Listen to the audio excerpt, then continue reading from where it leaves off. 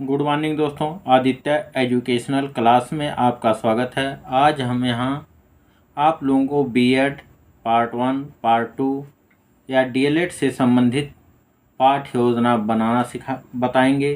जैसे सबसे पहले ऊपर लिखते हैं पाठ योजना, उसके बाद विद्यालय का नाम, मतलब जिस संस्था में आपको शिक्षण कार्य करना है उस संस्था का नाम लिखते हैं। जैसे यहाँ लिखा हुआ है बाबू राजकरण सिंह स्मारक इंटर कॉलेज अलियापुर। उसके बाद छात्राध्यापिका का नाम या छात्राध्यापक का नाम, दिनांक, जिस दिन आपको शिक्षण कार्य करना है उसका दिनांक लिखेंगे।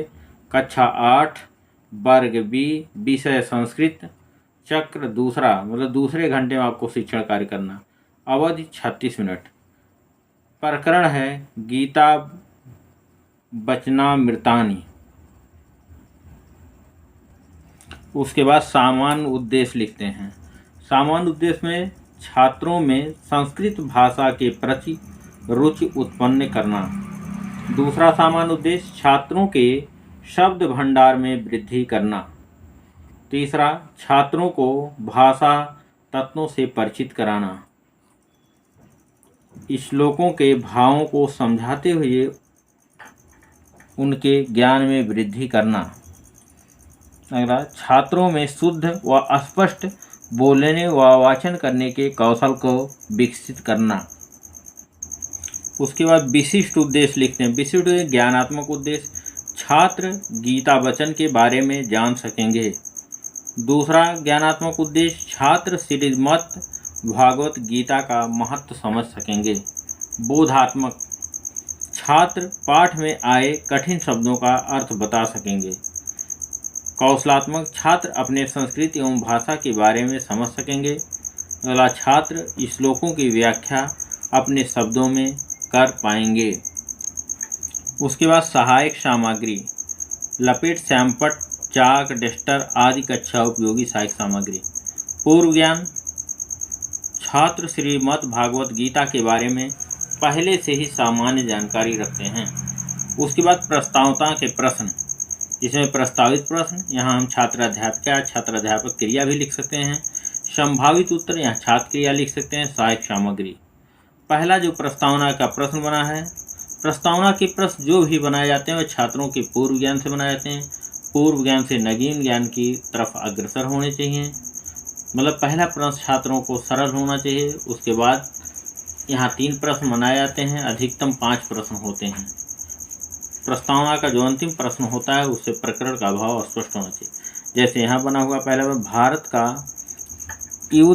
महाभारत का युद्ध किसके बीच हुआ था, तो छात्र कौरव एवं पांडवों के बीच। दूसरा, श्री कृष्ण ने अर्जुन को किसका उपदेश दिया, तो छात्र श्रीमद् भागवत गीता का। तीसरा प्रश्न, श्रीमद् भागवत गीता के बारे में आप क्या जानते हैं। अब इस समस्यात्मक प्रश्न हो जाता है, मतलब विस्तृत हो जाता है। अब उसके बाद उद्देश्य कथन लिखते हैं। बच्चों, आज हम सब गीता वचनामृतानि नामक पाठ का अध्ययन एवं अध्यापन करेंगे। उसके बाद प्रस्तुतिकरण लिखते हैं। अध्ययन अध्यापन की सुविधा की दृष्टि से प्रस्तुत पाठ को 2 सोपानों में बांट कर अध्ययन करेंगे। प्रथम सोपान, संकेत, वसास जीर्णानि ... नवानि देहि, मतलब ये श्लोक है जो विस्तृत है। यहाँ शॉर्ट पे लिखा गया है छोटे में, क्योंकि यहाँ विस्तृत हो जाता है लिखने में, इसलिए शॉर्ट में लिखा गया है और इसको बुक से लेकर पढ़ाया जाता है। उसके बाद आदर्श वाचन लिखते हैं। छात्राध्यापिका कक्षा में खड़े होकर प्रस्तुत पाठ का उचित आरोह अवरोह के साथ आदर्श वाचन प्रस्तुत करेंगी। मतलब छात्राध्यापिका जो हैं या छात्राध्यापक हैं जो टॉपिक लिया गया है उसका आदर्श वाचन करेंगे, मतलब खड़ी होकर उसको पढ़ेंगी। उसके बाद अनुकरण वाचन, छात्राध्यापिका कुछ छात्रों से प्रस्तुत पाठ का अनुकरण वाचन कराएंगी। अब जैसे छात्राध्यापिका पढ़ी हैं वैसे छात्र भी इसको पढ़ेंगे। उसके बाद कठिन निवारण के शब्द, कठिन निवारण के शब्द में एक तरफ शब्द लिखते हैं, एक तरफ अर्थ। जैसे बसांसी मतलब कपड़े, जीर्णान मतलब पुराने, विहाय छोड़कर, संयाति प्रवेश करता है, देही आत्मा तथा उसी प्रकार। उसके बाद छात्राध्यापिका व्याख्या मतलब आदर्शवाचन हो गया, अनुकरणवाचन हो गया। छात्राध्यापिका उसमें उस पाठ में जो कठिन शब्द आते हैं उसको लिखती हैं और उसकी व्याख्या करती हैं। जैसे व्याख्या किया गया यहाँ श्री कृष्ण अर्जुन से कहते हैं कि हे अर्जुन, जिस प्रकार मनुष्य अपने पुराने वस्त्र को त्याग कर नए वस्त्र धारण करता है, ठीक उसी प्रकार आत्मा भी पुराने शरीर को छोड़कर नए शरीर को धारण करती है। इस प्रकार श्री कृष्ण अर्जुन को बताना चाहते हैं कि आत्मा अजर अमर है। उसके बाद मौन वाचन एवं निरीक्षण कार्य। यहाँ मौन वाचन होता है। छात्राध्यापिका छात्रों को मौन वाचन का निर्देश देंगी और स्वयं कक्षा में घूम घूम कर कक्षा कार्य का निरीक्षण करेंगी।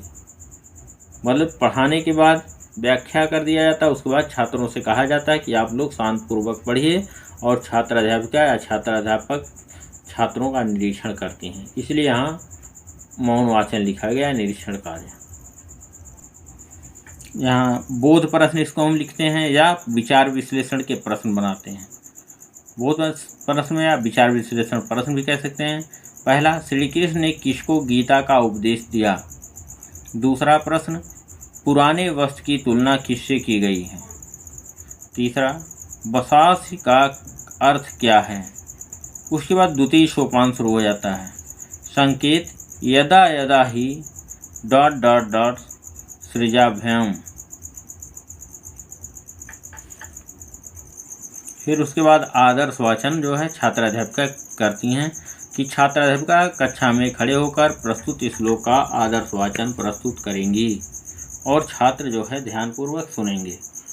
अनुकरण वाचन, छात्राध्यापिका कतिपय छात्रों से प्रस्तुत श्लोक का अनुकरण वाचन का निर्देश देंगी।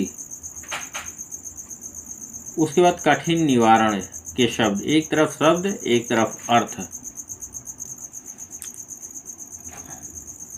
यदा माने जब, गलानिर्भवति मतलब हानि होती है, अभ्युत्थानम मतलब वृद्धि, आत्मानम अपने आप को, सृजाभि प्रकट करता है।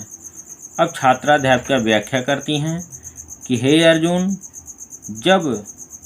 जब धर्म की हानि और अधर्म की वृद्धि होती है तब तब मैं अपने आप को साकार रूप से प्रकट करता हूँ। उसके बाद मौन वाचन एवं निरीक्षण कार्य। छात्राध्यापिका छात्रों को मौन वाचन का निर्देश देंगी और स्वयं कक्षा में घूम घूम कर निरीक्षण कार्य करेंगी। उसके बाद बोध प्रश्न या विचार विश्लेषण के प्रश्न। श्री कृष्ण अपने आप को साकार रूप से कब प्रकट करते हैं? दूसरा प्रश्न, अभ्युत्थानम का अर्थ क्या है? तीसरा, सृजाभि का क्या अर्थ क्या है? उसके बाद पुनरावृत्ति के प्रश्न आते हैं। पुनरावृत्ति के प्रश्न पूछने का उद्देश्य होता है कि जो पाठ पढ़ाया गया उसका पुनः आवृत्त हो जाए, मतलब जो कुछ भी याद है उसको और अच्छे से याद हो जाए। पहला प्रश्न पुनरावृत्ति, पुराने वस्त्र की तुलना किससे की गई है? दूसरा प्रश्न, श्री कृष्ण ने अर्जुन को गीता का उपदेश कब दिया था? तीसरा, श्री कृष्ण ने आत्मा को कैसा बताया है? उसके बाद गृह कार्य। पहला गृह कार्य, आत्मा के स्वरूप का वर्णन कीजिए। दूसरा, श्रीमद् भागवत गीता पर संक्षिप्त टिप्पणी लिखिए। मतलब गृह कार्य जो है छात्रों को दे दिया थे कि घर से लिख कर लाइएगा। Thank you class. दोस्तों, अगर ये वीडियो आपको अच्छा लगे तो इसको लाइक कीजिएगा, सब्सक्राइब कीजिएगा और अपने दोस्तों में शेयर कीजिएगा कि जब मैं अगला वीडियो अपलोड करूं तो इसकी सूचना सबसे पहले आप तक पहुंचे। धन्यवाद।